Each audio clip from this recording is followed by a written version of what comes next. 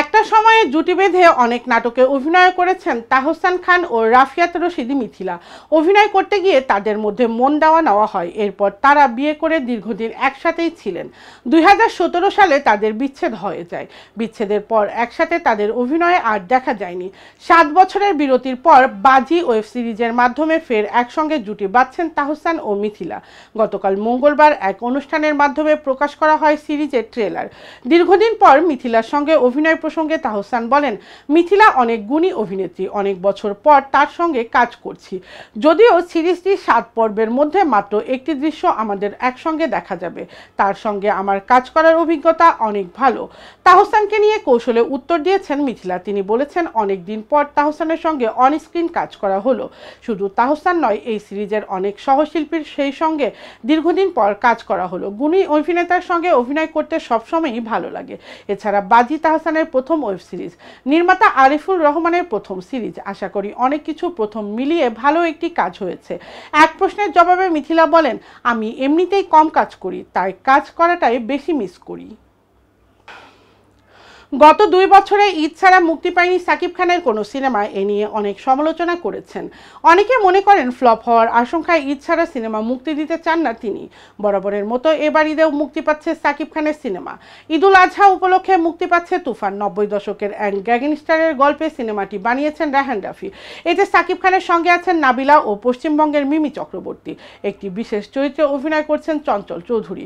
মুক্তি উপলক্ষে বুধবার সংবাদ সম্মেলনের আয়োজন করা হয় তুফান টিমের পক্ষ থেকে। সেখানে উপস্থিত ছিলেন সাকিব খান। তুফান নিয়ে কথা বলার পাশাপাশি ঈদ ছাড়া সিনেমার না আসা নিয়ে সমালোচনার জবাবও দিয়েছেন এই নায়ক। সাকিব খান বলেন, কিছু মানুষ আছে যারা কথা বলেই যায়, বলেই যাবে। এখন তারা বলছে ঈদ ছাড়া কোনো আমরা সিনেমা মুক্তি পাচ্ছে না কেন। ঈদ ছাড়া সিনেমা মুক্তি দিয়ে প্রমাণ করতে করতে প্রায় 25 বছর পার করে ফেলেছি।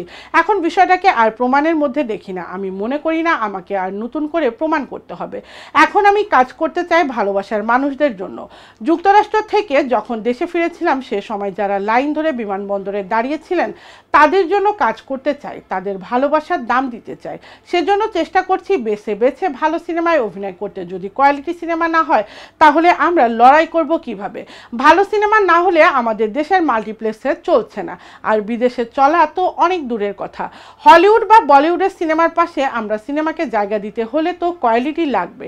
তিনি আরও বলেন, কারো কথায় কান না দিয়ে আমরা বাংলা সিনেমার স্বার্থে কাজ করতে চাই। যারা বিভিন্ন দোষ খুঁজে বের করে বাংলা সিনেমাকে পিছিয়ে রাখতে চায়, তারা গুণটাকে দেখে না, আড়াল করে রাখতে চায়। সত্যি বলতে তাদের নিজেদের কোনো গুণ নেই, তাই তারা সমালোচনা করে।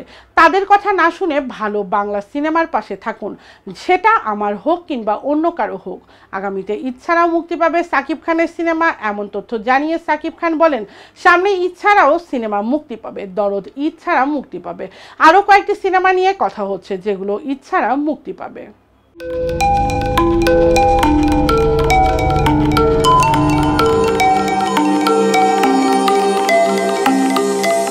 টেক টিভি, দেশ ও দশের কথা বলে।